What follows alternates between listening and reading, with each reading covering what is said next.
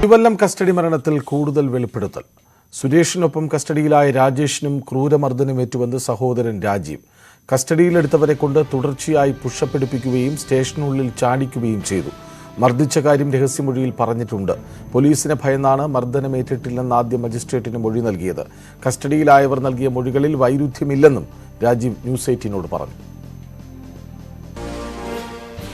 ചേട്ടാ, ഇതിപ്പോൾ ഈ ജില്ലാ ക്രൈംബ്രാഞ്ചിൻ്റെ റിപ്പോർട്ട് പറയുന്നത് ബലപ്രയോഗം ഉണ്ടായി, പോലീസ് ഇവിടെ നിന്ന് കയറ്റുന്ന സമയത്ത് ലാത്തി കൊണ്ട് ചുരുളുകൊണ്ട് അടിച്ചു എന്നൊക്കെയാണ്. പക്ഷേ അതിനപ്പുറത്തേക്ക് അവർക്ക് മർദ്ദനമേറ്റുമെന്നാണ് എല്ലാവരും മനസ്സിലാക്കുന്നത്.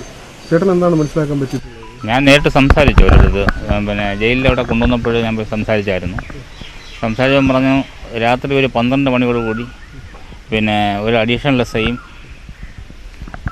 ഉണ്ണികൃഷ്ണൻ എന്നൊരു ഹോം ഗാർഡ്, പിന്നെ ഒരു പോലീസുകാരൻ, പിന്നെ ഒരു ഹോം ഗാർഡ്, 4 പേര് ചേർന്ന് നല്ലവണ്ണം മർദ്ദിച്ചവരെ എന്നാണ്. അത് 4 പേരുണ്ടോ പറഞ്ഞത്. നല്ലവണ്ണം നല്ല രീതിയിൽ മർദ്ദിച്ചു. ഇടി നല്ലവണ്ണം ഇടി പറ്റിച്ചെന്ന് പറഞ്ഞു. അത് കഴിഞ്ഞിട്ട് രാവിലെ ഒരു CI വന്നതിന് ശേഷം ഇവരെ കൊണ്ട് പുഷപ്പെടുപ്പിച്ചു. 100 പ്രാവശ്യം പുഷപ്പെടുപ്പിച്ച് മുട്ടുകൊണ്ട് മുട്ട് വളയാതെ കാലിൽ തൊടിയിപ്പിച്ചു. പിന്നെ അവിടെ കിടന്ന് ചാടി മുദ്രാവാക്യം വിളിക്കാൻ പറഞ്ഞു. എൻ്റെ ഭാഗമായിട്ടാണ്. കാരണം തലേദിവസമേ അവരൊന്നും കഴിച്ചില്ല. എൻ്റെ ഈ അനിയൻ മദ്യപിക്കാതൊന്നുമില്ലായിരുന്നു. ഈ രണ്ടാം പ്രതി കിട്ടാനുള്ള പ്രതി, രണ്ടാം പ്രതി അവൻ വിളിച്ചതിൻ്റെ ഭാഗമായിട്ടാണ് അവൻ അവിടെ പോയത്. പോയിട്ട് ഇവൻ തന്നെയാണ് അവരൊക്കെ വണ്ടിക്കകത്ത് കയറ്റിയങ്ങ് വിട്ടത്. പ്രശ്നം ഉണ്ടാക്കാത്ത രീതിയിൽ കയറ്റിയങ്ങ് വിട്ടു. തിരിച്ച് പുള്ളിക്ക് സ്റ്റേഷനകത്ത് ബന്ധമുണ്ട്. അങ്ങനെ അവിടെ ചെന്നപ്പോഴാണ് വാദി പറഞ്ഞു കൊടുത്ത് ഇവനും കൂടെ ഉണ്ടായിരുന്നു എന്ന് പറഞ്ഞു കൊടുത്ത് അങ്ങനെ അതായത്. അപ്പോൾ രാത്രിയാണ് ഇടിച്ചെന്നാണ് പറഞ്ഞത്. ഇവിടെ നാട്ടുകാരുടെ മൊഴിയിൽ ഇവിടുന്ന് 2 പേരെ ആദ്യം കൊണ്ടുപോയപ്പോൾ നല്ലവണ്ണം അടിച്ചു. ആ കാലിലൊക്കെ അടി കൊടുത്ത് വെറുതെ ജീപ്പിലിട്ട് കൊണ്ടുപോയെന്നാണ് പറഞ്ഞത്. അവന് വേറെ അസുഖമൊന്നുമില്ല. അവൻ നമ്മുടെയൊക്കെ നല്ലൊരു പയ്യനാണ്. ഈ പറയുന്ന ഈ 5 പേരുടെ പേരിലും ഏതൊരുവിധ കേസുകളോ പെറ്റി കേസ് പോലും ഒന്നുമില്ല. നാട്ടുകാർക്കും അങ്ങനെ കുറിച്ച് 5 പേരെ കുറിച്ച് ഒന്നും നല്ലതേ പറയാനുള്ളൂ. ഇതൊക്കെ കൊച്ചു പയ്യന്മാരാണ്.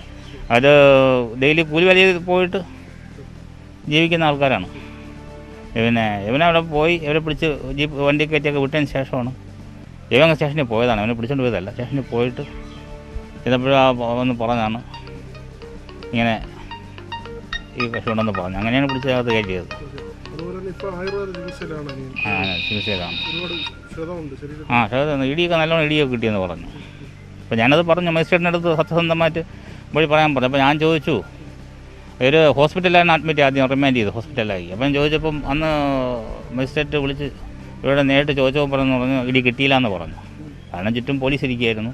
വീണ്ടും ഇടി കിട്ടുമോ എന്നുള്ള പേടിയിലാണ് അവരന്ന് അങ്ങനെ പറഞ്ഞത്. അതുകൊണ്ട് മജിസ്ട്രേറ്റിന് സംശയം വരികയും രണ്ടാമത് രഹസ്യമൊഴി എടുക്കുന്നതിലേക്ക് അയാൾ വിളിച്ചു വരുത്തി. അപ്പോൾ ഞാൻ സ്പോട്ടിൽ ഉണ്ടായിരുന്നു. അപ്പോൾ ഞാൻ ചോദിച്ചു നിങ്ങൾക്ക് സംഭവിച്ചെന്ന് ചോദിക്കുമ്പോൾ കാര്യങ്ങളെല്ലാം പറഞ്ഞു. ഞാൻ പറഞ്ഞു കൃത്യമായിട്ടുണ്ട്. അപ്പോൾ ഞാൻ പറഞ്ഞു A to Z കാര്യങ്ങൾ നടന്ന കാര്യങ്ങൾ സംഭവിച്ചത് തുടക്കം മുതൽ അവസാനം വരെ കൃത്യമായിട്ട് മജിസ്ട്രേറ്റിനെ അറിയിക്കാൻ പറഞ്ഞിട്ടുണ്ട്. 2 പ്രാവശ്യം മജിസ്ട്രേറ്റ് രഹസ്യമൊഴി എടുപ്പിച്ചു. രണ്ടാമത് പരാതി കൊടുത്തു. എൻ്റെ ഭാര്യയും മറ്റേ പയ്യന്മാരുടെ ഭാര്യയും എല്ലാവരും അമ്മ എല്ലാം പരാതി കൊടുത്തു. അതിൻ്റെ ഭാഗം രണ്ടാമതും മജിസ്ട്രേറ്റ് രഹസ്യമൊഴി എടുത്തു.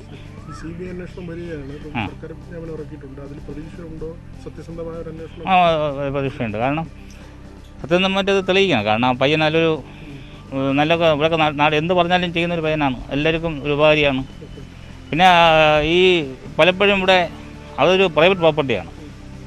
പ്രൈവറ്റ് പ്രോപ്പർട്ടി എന്ന് വെച്ചാൽ ഇവിടുന്ന് ഒരു മെയിൻ റോഡിൽ നിന്ന് ഒരു 1/2 കിലോമീറ്ററോളം മാത്രമേ ലൈറ്റുകളുള്ളൂ. അത് കഴിഞ്ഞ് വെറും ടാറിടാത്ത റോഡാണ്, കാടുമാണ്. അവിടെ ഈ പ്രൈവറ്റ് പ്രോപ്പർട്ടി ആയിട്ട് 9 മണിക്ക് അവിടെ കാണാനുള്ളതൊന്നുമില്ല. ഇവരിപ്പോൾ അതും തെറ്റും ചോദിക്കാൻ പാടില്ല. ഇവർ രാത്രി ഈ ആളില്ലാത്ത സ്ഥലത്ത് കയറി പോയപ്പോൾ സ്വാഭാവികമായിട്ട് ചോദിച്ചു. അതിൽ അവൻ ഞാൻ കാര്യം ചോദിച്ചപ്പോൾ പറഞ്ഞു എന്താണ് ചോദിച്ചത്. അപ്പം പറഞ്ഞു നിൻ്റെ ആരുടാണത്, അത് ഭാര്യയാണെന്ന് പറഞ്ഞു. അപ്പോൾ ഈ രണ്ടാം പ്രതി എന്ന പയ്യൻ ഒരു വെള്ളി പിടിച്ച് മോരത്തിൽ നോക്കി, പേരത് തന്നെയാണ്. അവനിട്ട് ഈ അടി വെട്ടിച്ചു. അങ്ങനെ ഒന്നും തള്ളായി സംഭവം കഴിഞ്ഞ് നിന്നപ്പോഴാണ് ആ പയ്യനെ രാജേഷിനെ വിളിച്ചത്. രാജേഷ് വണ്ടിയും കൊണ്ടങ്ങ് ചെന്നു എല്ലാം പറഞ്ഞു വിട്ട് രണ്ടിഞ്ഞ് പോകുന്നത് അതിനകത്തുനിന്ന്. അതാണ് അവന്ന് പറഞ്ഞത്, പുഷപ്പ് കാരണം തലേദിവസം ഒന്നും കഴിക്കാതിരിക്കുകയായിരുന്നു അവർ. ആഹാരമൊന്നും കഴിച്ചിട്ടില്ല, പിന്നെ രാവിലെയും കഴിച്ചില്ല. അതിന് മുമ്പ് ഈ പുഷപ്പ് എടുത്തുമ്പോൾ ആൾ സ്ട്രെയിനായി. അതിന് ഇടിയും കൂടെ കിട്ടിയപ്പോൾ നല്ലോണം അല്ല ഹോം ഗാർഡ് രണ്ടുപേരും അതിനകത്ത് ഭാഗമാക്കണമെന്ന് പറഞ്ഞു. ഒരു ഉണ്ണികൃഷ്ണൻ ഹോം ഗാർഡ് എല്ലാവരും കിട്ടിയെന്നാണ് പറഞ്ഞു. അവർ പറഞ്ഞത് അങ്ങനെയാണ്, എല്ലാവരും പറഞ്ഞു എൻ്റെ അടുത്ത് ഇങ്ങനെയാണ് സംഭവിച്ചത്. എന്നിട്ട് അപ്പോഴേ ഒരു നെഞ്ചുവേദന തുടങ്ങി ഈ പുഷപ്പൊക്കെ എടുത്തതിന് ശേഷം. നെഞ്ചു വന്നപ്പോൾ എല്ലാവരും പറഞ്ഞു ഗ്യാസ് കയറി എന്ന് പറഞ്ഞു. അപ്പോൾ രാജേഷാണ് ചെന്ന് അവിടുത്തെ പോലീസുകാരനെ അറിയിച്ചത് ഇത് നെഞ്ചുവേദനയാണ്, അപ്പോൾ എന്തോ കുഴപ്പമൊന്ന് ആശുപത്രി പെട്ടെന്ന് കൊണ്ടുപോകാൻ പറഞ്ഞു. അപ്പോൾ അവരും ഇറക്കി ഈ കുറുക്കിൽ ഇടിക്കും തട്ടിയും മുട്ടിയൊക്കെ അങ്ങോട്ടും ഇങ്ങോട്ടൊക്കെ നോക്കിയിട്ട് രക്ഷയില്ല. അങ്ങനെയാണ് ആഹാരം കഴിച്ചപ്പോൾ വോമിറ്റ് ചെയ്തു. പിന്നെയാണ് പെട്ടെന്ന് അടുത്ത് കൊണ്ട് ആശുപത്രി ഹോസ്പിറ്റൽ.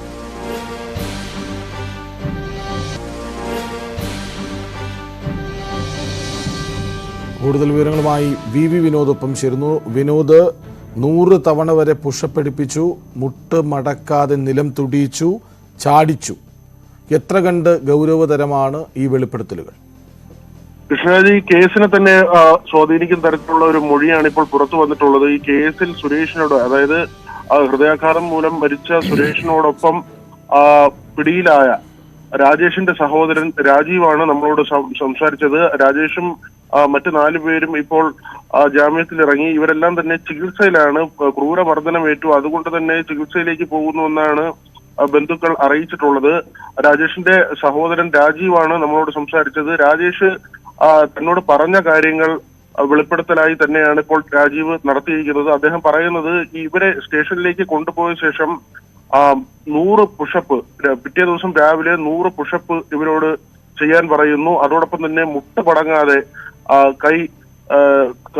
കാൽപാദത്തിൽ തൊടിയിക്കുന്നു, സ്റ്റേഷനുള്ളിൽ ചാടിക്കുന്നു, അതിനുള്ളിൽ മുദ്രാവാക്യം വിളിപ്പിക്കുന്നു. അത്തരത്തിൽ പോലീസ് അതിനകത്ത് ഏറ്റവും ക്രൂരമായി ഇവരോട് പെരുമാറിയെന്ന ഒരു കാര്യമാണ് ഇപ്പോൾ ഈ കസ്റ്റഡിയിലായ ആളുടെ സഹോദരൻ നമ്മളോട് വെളിപ്പെടുത്തിയിട്ടുള്ളത്. അതോടൊപ്പം തന്നെ ക്രൈംബ്രാഞ്ചിന്റെ കണ്ടെത്തലുകളെ തള്ളിക്കളയുന്ന തരത്തിലുള്ള ഒരു മൊഴികളാണ് ഇപ്പോൾ പുറത്തു വന്നിട്ടുള്ളതും. കാരണം സാക്ഷിമൊഴികൾ ഉൾപ്പെടെ, ഇവരെ പിടികൂടുമ്പോൾ ഉള്ള മൊഴികൾ ഉൾപ്പെടെ സ്റ്റേഷനുള്ളിൽ നടന്ന കാര്യങ്ങളെക്കുറിച്ച് ഈ കസ്റ്റഡിയിലായവർ പറയുന്ന കാര്യങ്ങൾ എല്ലാം ചേർത്ത് വായിക്കുമ്പോൾ ക്രൈംബ്രാഞ്ചിന്റെ കണ്ടെത്തലുകൾ ശരിയല്ല. ക്രൈംബ്രാഞ്ച് അവരുടെ റിപ്പോർട്ടിൽ പറയുന്നത് ഇവരെ സ്റ്റേഷനിലേക്ക് കൊണ്ടുപോകുന്ന സമയത്ത് ബലപ്രയോഗം നടന്നു. ആ സമയത്ത് ചൂരൽ വടി കൊണ്ട് കാലിൽ അടിച്ചു, സ്റ്റേഷനുള്ളിൽ മർദ്ദനം നടന്നതായ സൂചനകൾ ഇല്ല എന്ന തരത്തിലാണ് ക്രൈംബ്രാഞ്ചിന്റെ റിപ്പോർട്ട് വന്നത്. ഏതായിരുന്നാലും ഇപ്പോൾ CBIക്ക് ഈ കേസ് സർക്കാർ കൈമാറിയിട്ടുണ്ട്.